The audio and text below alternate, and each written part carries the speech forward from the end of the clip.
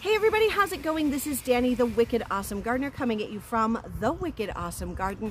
Today I came out to show you a video of planting out an entire garden bed with my tomatoes, with my melons, my squash, things that are going to grow up the trellis, the flowers and herbs that I'm planting around the border of the tomatoes to help bring the pollinators in. But honestly, the video was just running too long, so I apologize for some continuity errors and maybe some repeated information, but I decided to split it into two videos.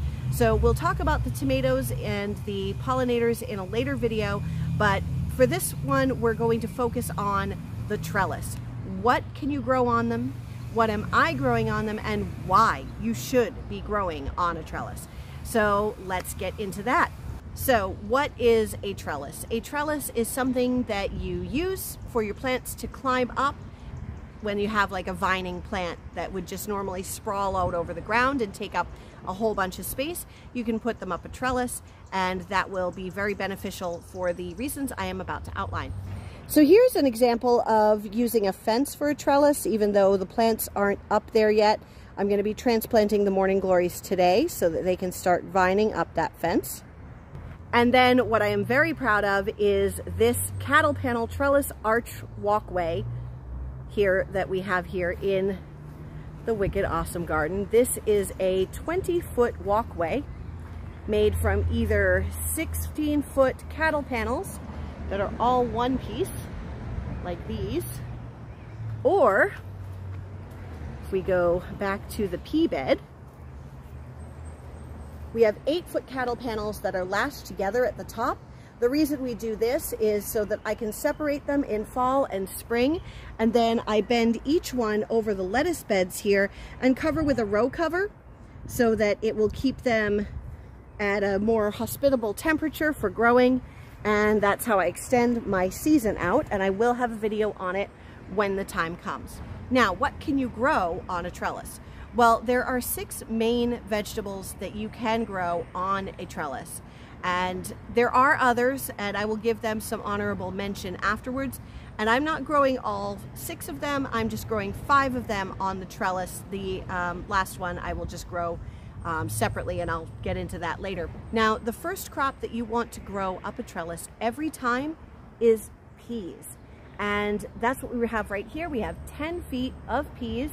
They're already growing so fast, they're already getting up to here, and that's just been a couple of days they were down here. So they're going to grow up and all the way up to the top of this trellis, which brings us to our number 2 crop to grow on a trellis, and that's beans. So I have bush beans in that bed, which is a low compact bush of beans, as the name would suggest, but there are also pole beans or runner beans. So those are going to vine all the way up to the top of that trellis, and they're going to be hanging down with green beans and some black beans, and I have yard-long noodle beans, like those 3-foot long beans. It's going to look really neat.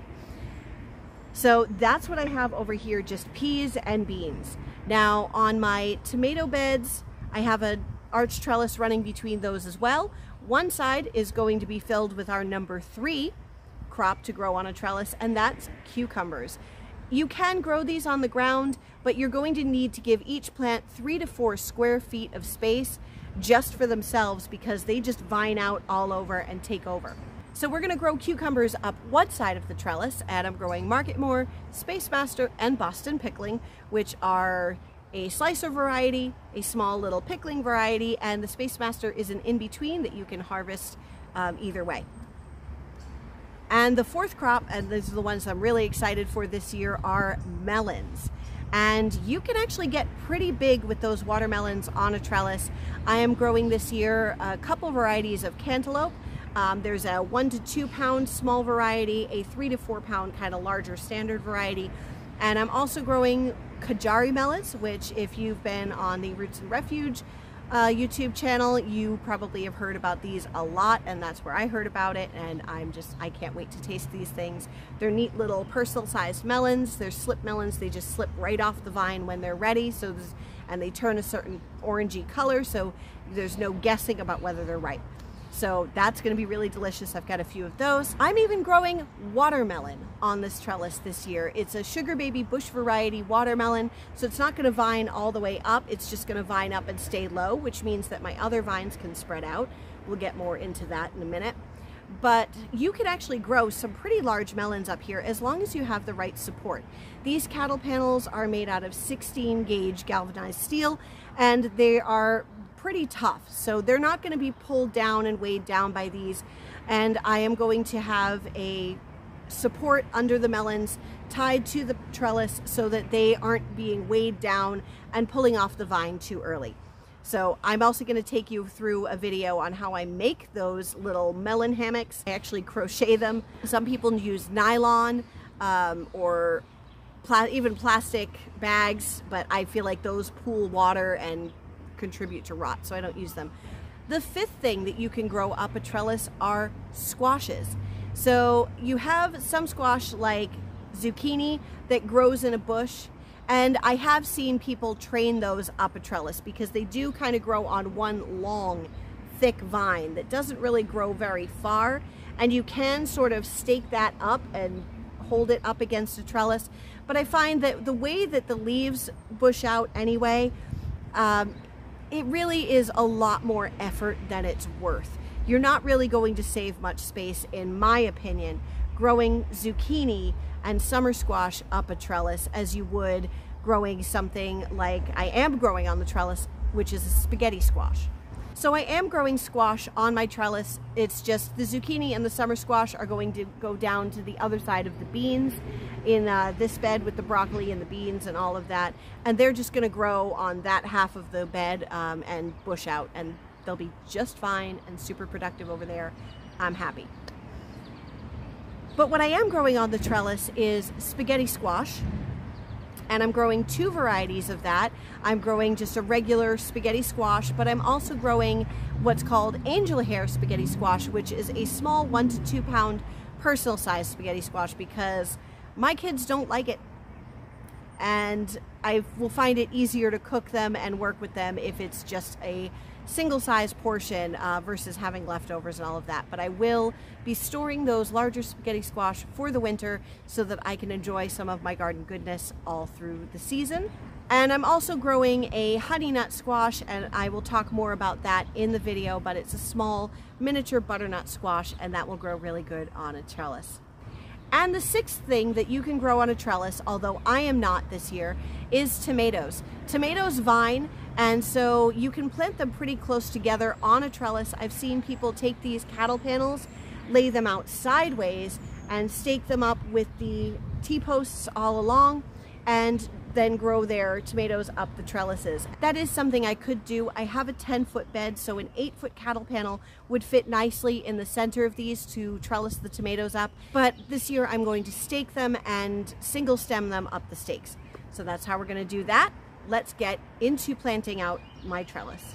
So I'm not planting the cucumbers because we still have to empty out the bed of holding and fill it with soil. Maybe we'll get to that today, maybe it will have to wait for tomorrow morning, but either way is fine. It just has to get done this weekend because next week there is no time for anything. We ain't got time for that. So let's get planting out this side of the trellis, and then I can get my tomatoes in after that in the next video. So we're going to plant melons and squash. Before we move on into planting though, please go ahead and click that subscribe button, give this video a thumbs up, and when you're done watching the video, leave a comment at the end because I love talking to you guys. It's so much fun, and really that subscribe and that thumbs up really shows YouTube that people are engaging and enjoying these videos. So if you are, please go ahead and do that to help us grow and reach more people. Thank you. These summer squash and zucchini are just starting to sprout. This one I will transplant, but it's going in a different bed. So we're gonna put these to the side for the moment. So these are spaghetti squash. Really great germination rate on those. I started 6 seeds. I got 6 plants, but I think I only need 2. Not as great germination on the angel hair. I planted 6 seeds and I got 3 plants. I'd like to have 2 of those. And this is the honey nut. Now, this is going to be a little bit different. So a honey nut squash is like a mini butternut, but it's an F1 hybrid. And if you don't know the difference between hybrids and heirloom seeds, an heirloom seed will always produce true to type. So you can take the seeds from an heirloom tomato and you can plant those seeds and it's going to grow the same tomato, so long as it didn't get cross-pollinated accidentally with something else. But generally, you can expect it to produce the same. A hybrid is when you cross-pollinate two varieties to create something new. So I don't know what they cross the butternut with. I'd assume it's a butternut because it looks so much like a butternut, just in miniature. So whatever they cross the butternut with, or whatever cross it is they use to create this honey nut, it's now got those two genetics in there. I like to use my dog Mia as an example. Mia is a puggle, and she looks exactly like just about every other puggle with some slight variation in size and conformation depending on what beagle and pug mom that you have.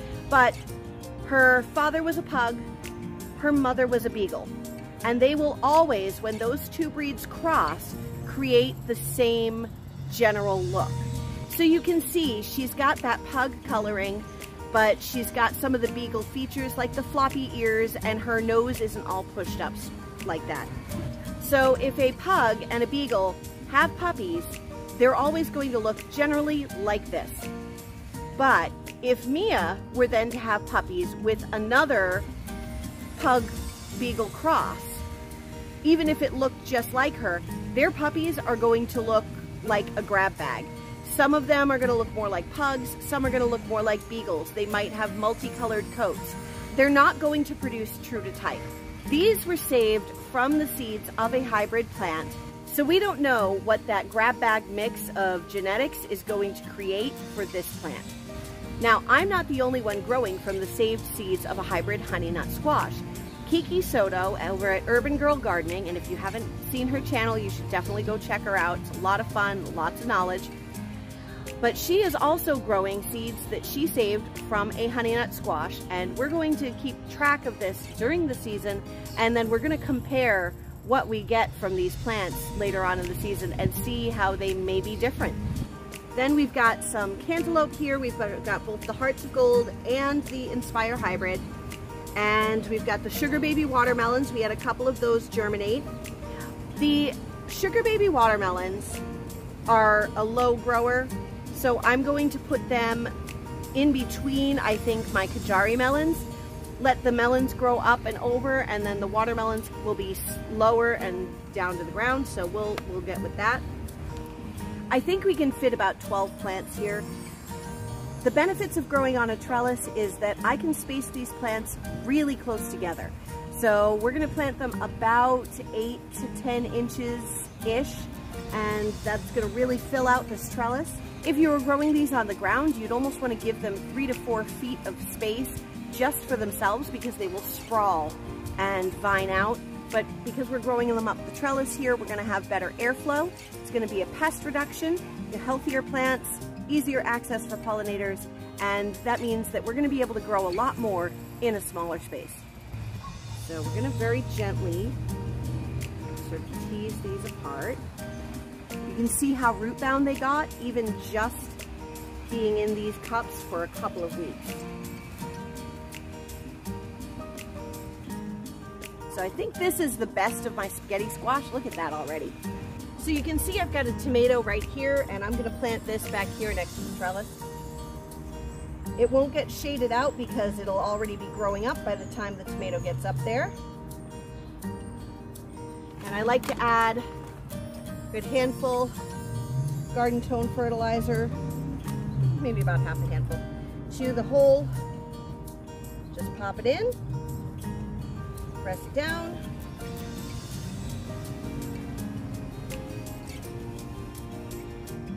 Beautiful. A couple of weeks, that'll be trailing up this trellis. Let's see, next in I want Hearts of Gold cantaloupe. I'm gonna mix these up just so they look all pretty on the trellis. It's just a little wee baby seedling, but it's really got to get out of these little cups.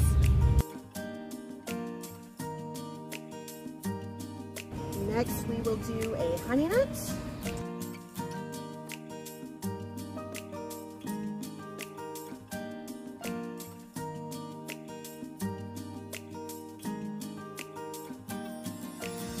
The good thing about having a YouTube channel, it's a great video reference for what I planted where, so I can remember later.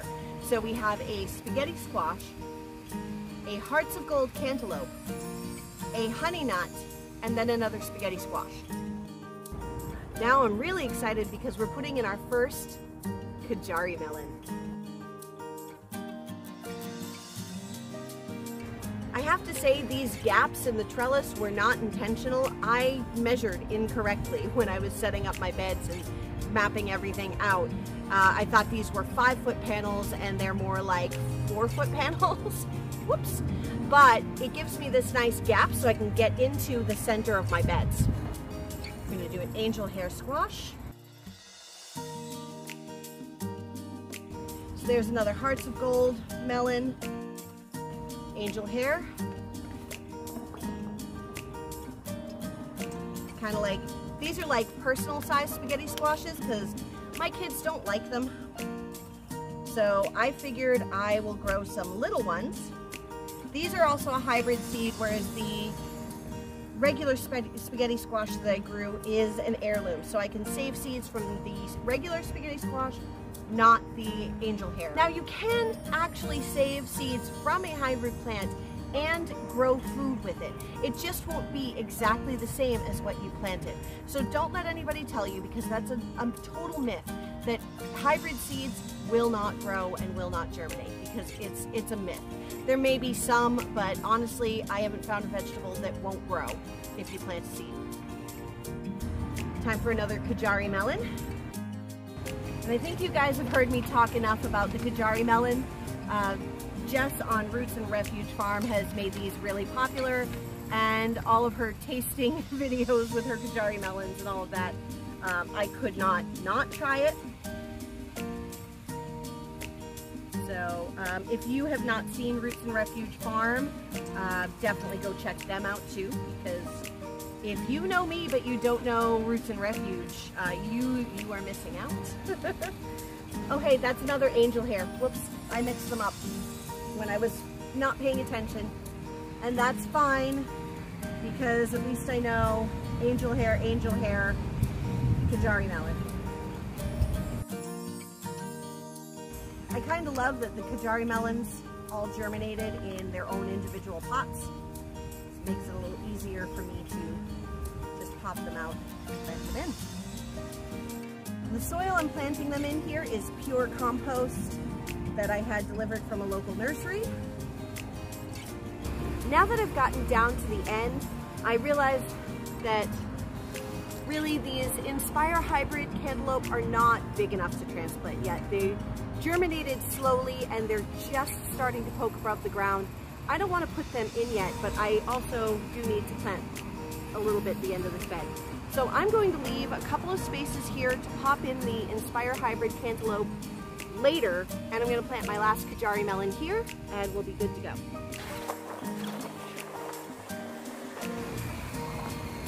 And there we go, we've got that all planted up.